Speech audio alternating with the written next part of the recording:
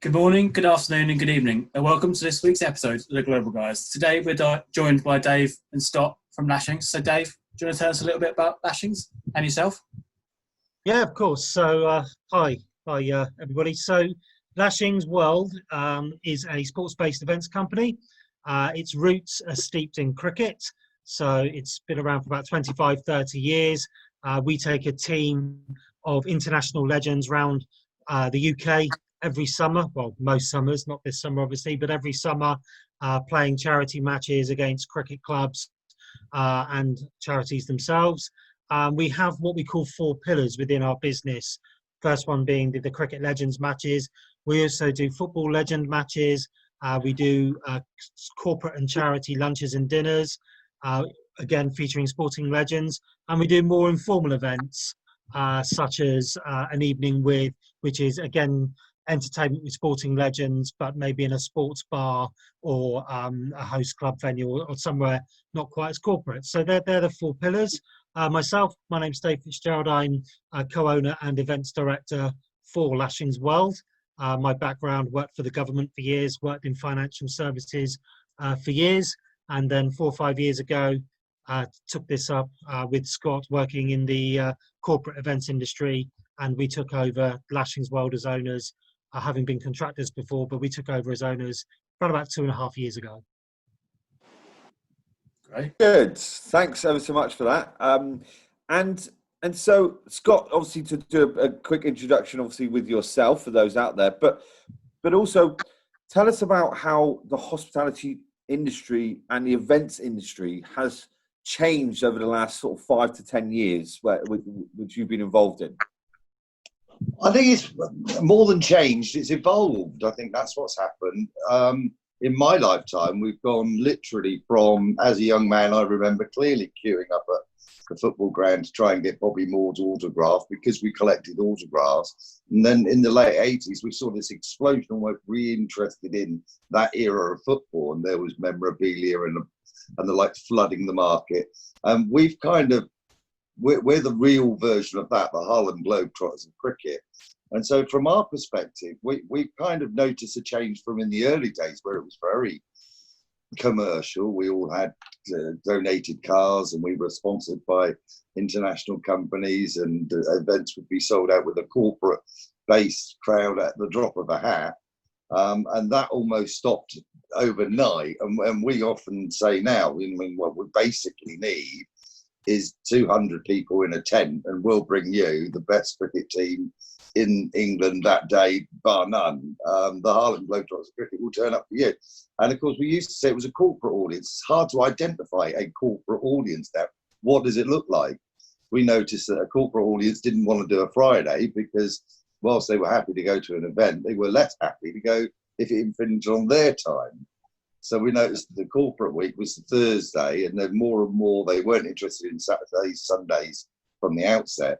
So we've kind of got to a position now where the sums are the same, whether you get £1,000 from one place or whether you get £100 from 10. And I think we realised early on that we need to, the team we've got is the team we've got, and the audience we've got is something we're never going to be in control of. So as a result of which, it's right back to basics, value for money, giving the audience what they want. The food sometimes we got to a point where it was almost, they were trying to fine dine for 300 people.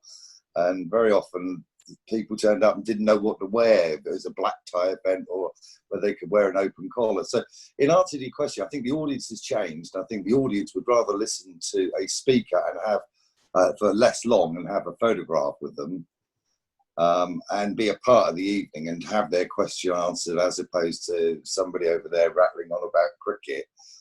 So we try to make it very much more interactive, more about the punter, as opposed to just assuming that everybody's happy to listening to somebody rattling on about a test series that happened 20 years before they were born.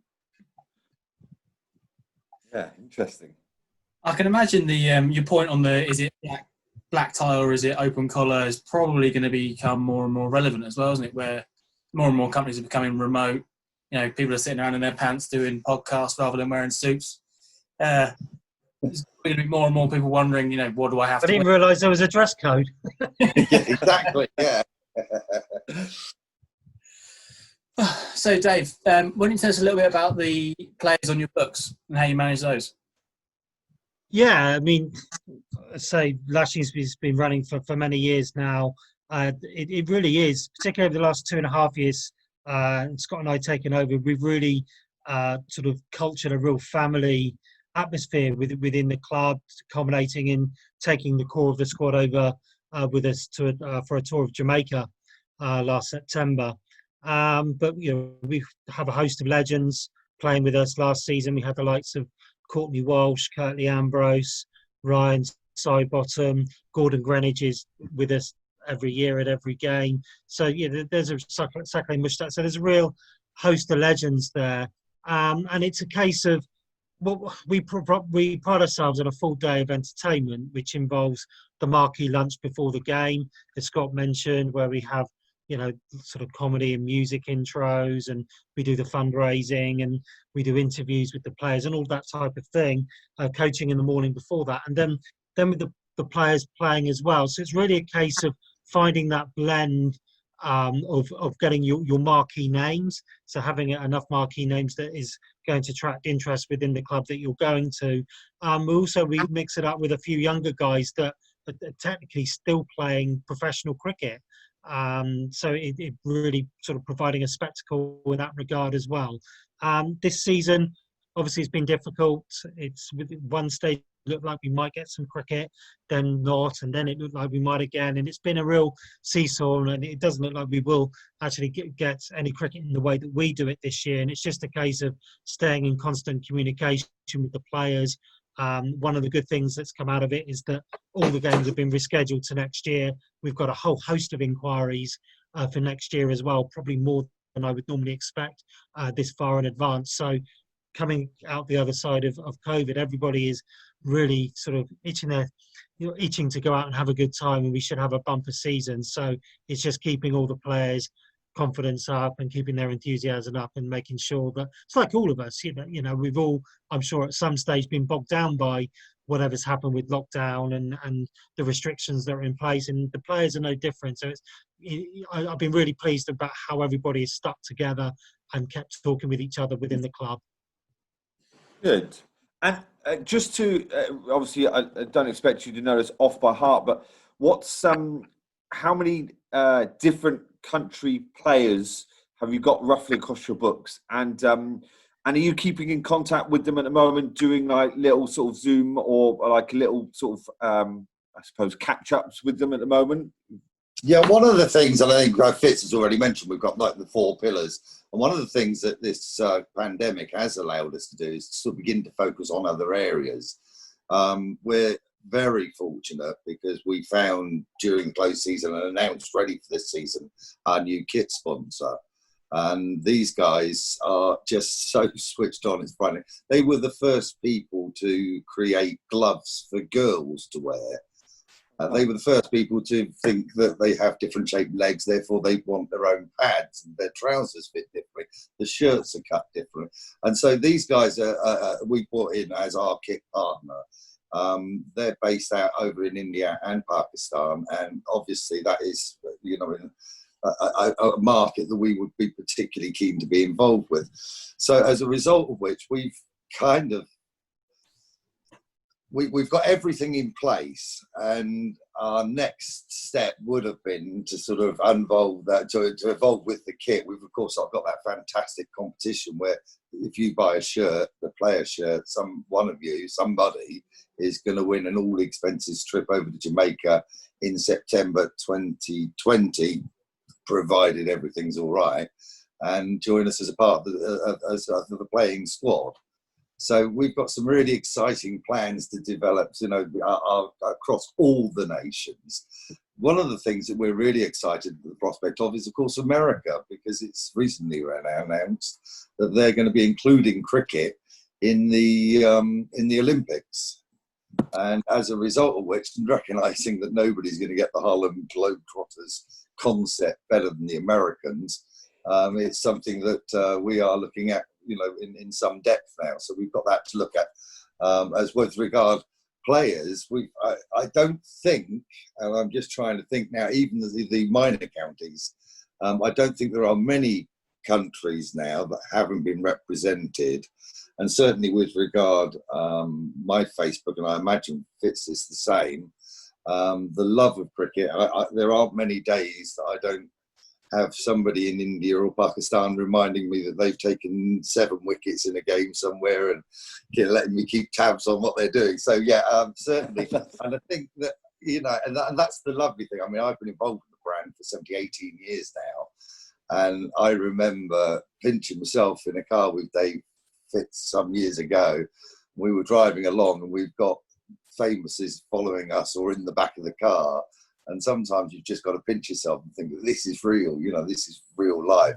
And on the other side of the coin, when you talk to people like Fitzgerald, who was over with us last year, he was saying that it was always a part of his hope that when he retired playing international cricket, he would come and play for Lashings. And he'd made that decision when Rashid Latif was playing for us. You know, he saw that as a part of the rite of passage almost. And so when you hear that, you know, that this is how the players feel about coming to play for us. And I think the other thing that, you know, I mean, we're really mindful of is that, you know, it's easy to understand. Robbie Williams goes on stage, he sings his songs, he comes off. How do you come down from an experience like that? And in the same sort of ways with our players, you know, many of them, anyone who plays sport, at some point you're going to get an injury, and that's going to be the end of you playing at that level. And if that's an elite level, there's every chance that you're going to be sort of exited out of the club because you're going to be a negative impact on the rest of the squad. And so very often you come to realise that sportsmen, professional sportsmen particularly, but sportsmen certainly of a fair level, reaches a point in their life where they realise that they're not going to be able to compete at that level anymore. And along with that goes just about everything that they understand, from the dressing rooms, you know, the sense of camaraderie and the mickey taking and the things that players can say to each other, but that no one else in the world could say. I remember one of our players getting really quite upset once. A commentator at one of our games had said something and he took exception to it. And he came over, he said, "You're not in a position to say that. He plays for me. He plays with me. He's my friend. You can't say that." And I remember thinking, yeah, you know, that is that grey line between them coming down from being up there at the top of their game to recognising that ultimately they're playing non-competitive cricket in a non-competitive environment, perhaps, compared with where they've come. So I think the mental health aspect of it has been, you know, it's ever-changing. And I think that's as much for us as owners or representatives of the brand, but also for players, and I think for audience as well. I mean, there is nothing we would enjoy more than have 200 or 300 people in a room, but more than that, we want them to be safe, and we recognise that the 200 to 300 people we need are my age group, our age group, and we're vulnerable. We care about that more than anything, as frustrating as it is, and we're chomping at the bit from every regard to get back to it. Just to go back to your question, Tom. Couple of things I'll add there. Just Scott touched on it. So in terms of the countries that are representative, I mean, certainly all the test playing countries representative, certainly even in our ownership, have been represented last 2.5 years. And then you mentioned something there about Zoom and other things. So we've been doing a concept called Checking In With, which you can see on our YouTube page or follow it on Facebook, where you've got quite a few of our players where we've basically just been having catch-up chats and putting that in the public domain. So yeah, we've been doing that. That's something this year. I mean, year 3 is as it is for us as owners, and it was always before even COVID. It was about, okay, how can we branch the brand out beyond the events? And as Scott has mentioned there, the kit, you know, touching on things like, you know, what can we do from a production perspective, podcasts and things like that. So yeah, that's the next steps really. Lots of exciting things in the pipeline. Yeah, it's really interesting you say about the US as well, because we we had a guy from Milan Champion Hall on in season 1, and he was talking about the US's growing love for cricket as well. So definitely a trend appearing there. Yeah. Exactly. Yeah. Well, we've spent some time with him as well, and he's he's an amazing character. We actually went down to his setup down in the grounds, the cricket ground, and it's one of those wonderful, wonderful old arts of making a proper cricket bat. And what a success story they are over in America. Never mind here, over in America as well. So yes, we're keeping tabs on what they're doing as well. You use Miller Champion, Paul, don't you? Well, I don't know about if I use them, but I would like to say that I'm friends with them. That's about it. If you hit one with that, it's going. That's yeah, exactly. So Rob's never let me. Rob's never tried to put his name against my name yet. So So I do have one of his bats. Embargo. Yeah, exactly. It's only a matter of time. Exactly. I have one of his bats that my children hit each other with, and they both go flying.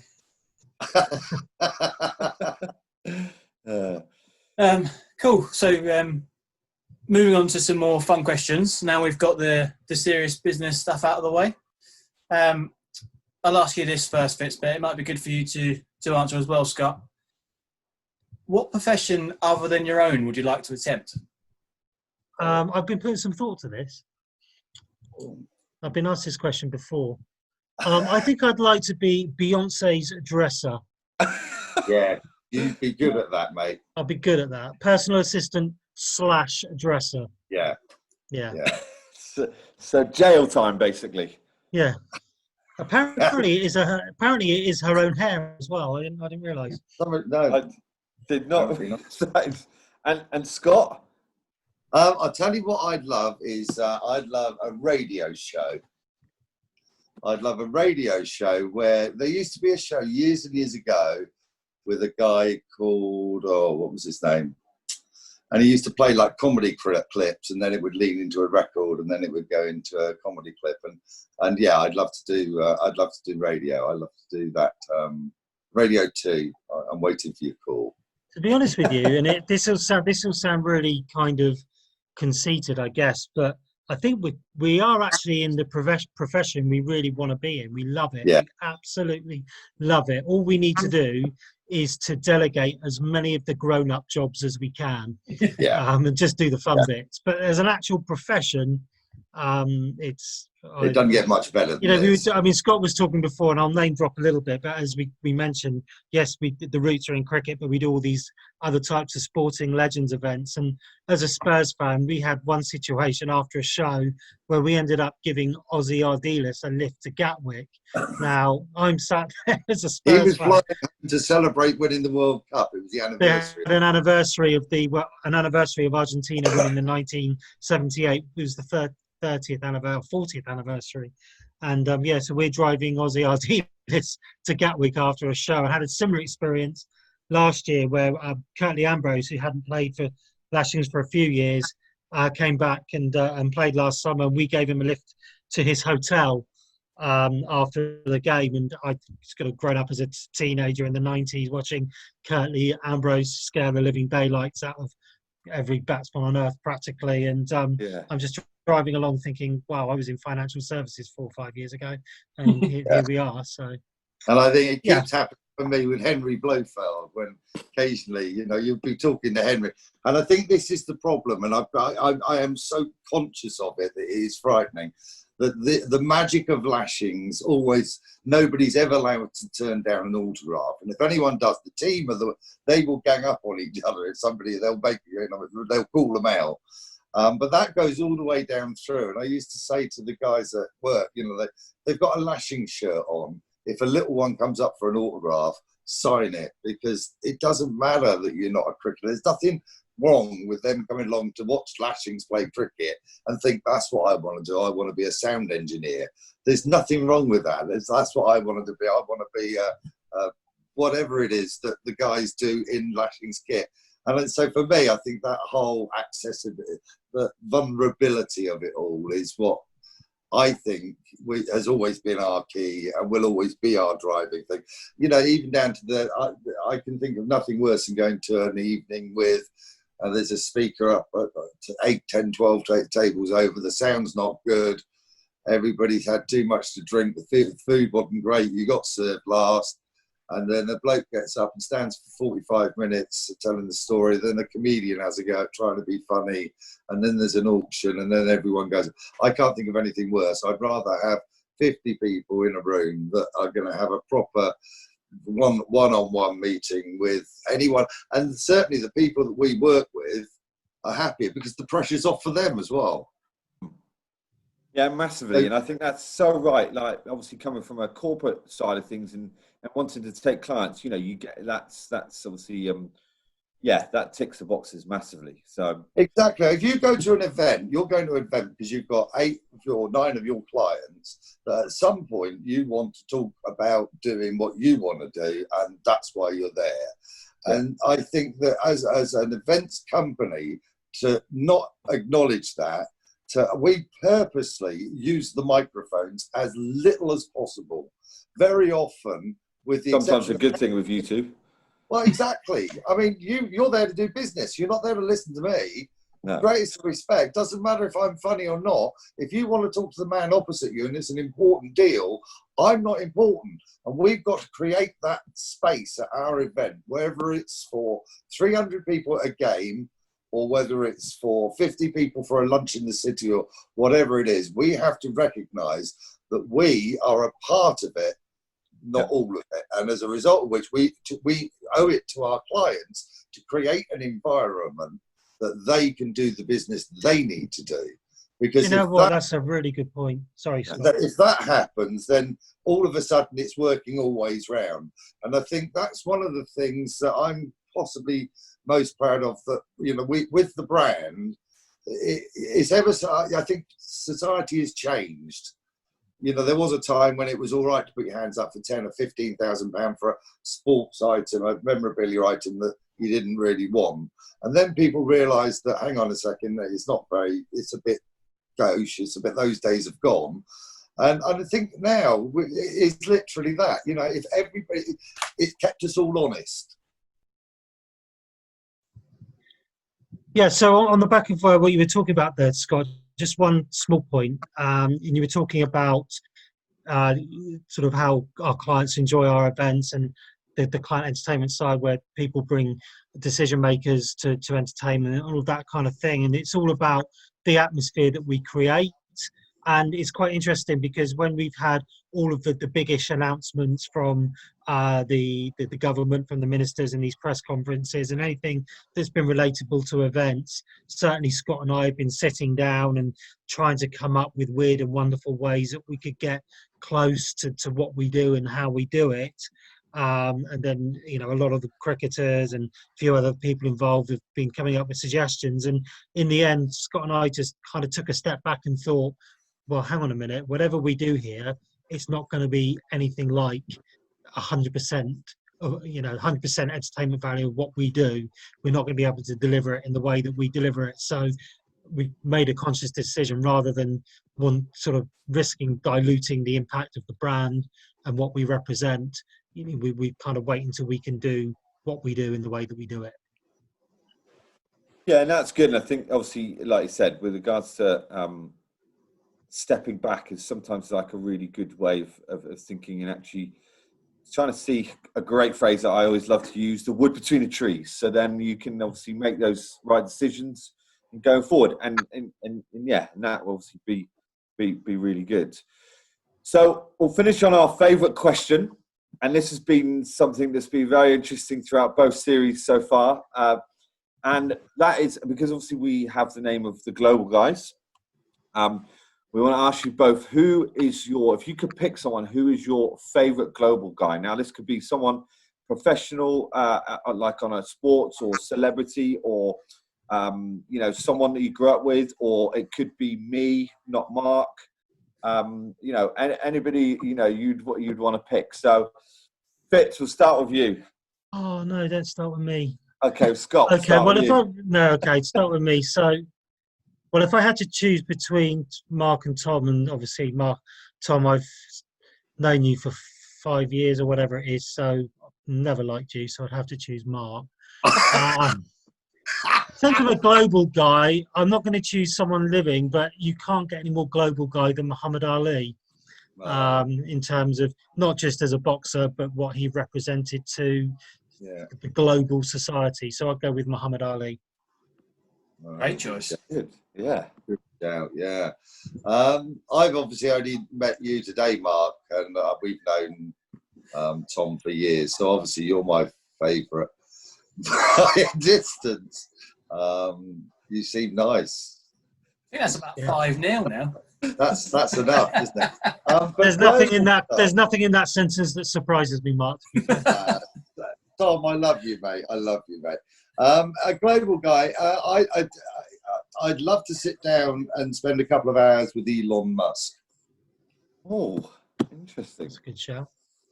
Just to understand what his ideas, how his, what particularly. There's a guy who just no isn't an option. No, just isn't an option. He's so driven. He's taken his business to the very brink of failure on more than one occasion, and been proved right to do so. And ultimately, where do you get that conviction from? Where do you say, I remember a mate of mine years and years ago, he said to me, "Oh, my 40th, come with me. And I didn't. And then I phoned him because he came up on Facebook. And I said, "Oh, where are you?" He said, "I told you, we're going to Australia." Oh, yeah. He made it happen. Elon Musk made things happen.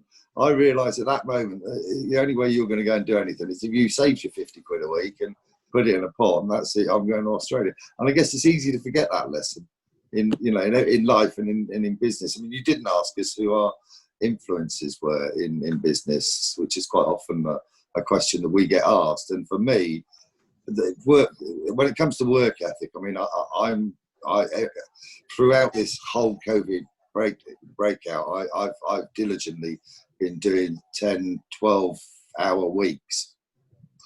Meanwhile, Fitz, who's got a work ethic that I just don't understand, wakes up in the morning and works until he goes to bed 7 days a week, and is always busy. Has been a mad, for me, watching. I got another business Scott doesn't know about. And for me, my kids, I've got 2 kids, and they're the reason why I wake up in the morning and think, "Oh, we've got to go and do something, haven't we?" Because they're a great focus. But I think that's Elon will be good. Although I'm intrigued by Fitz's work ethic, even now, he sat in my garden recently and said there's nothing to do, but he will still get up in the morning and be busy all day, every day, and that blows my head. That's good. That is good. And I hope you're putting in for overtime as well for your working week, Scott. Well, absolutely. Yeah, I mean, it's significant. Yeah, it is significant hours. So, guys, thank you ever so much for joining us today. For those of you who are listening, watching across all the platforms, thanks ever so much to Fitz and to Scott for joining us. As usual, all their details from Facebook to LinkedIn to Instagram, their email addresses will be across all our platforms. Please make sure you keep downloading on Apple and on Spotify. Bumper week, a week and a half ago, where we had 100 downloads over a weekend. So thanks ever so much for that.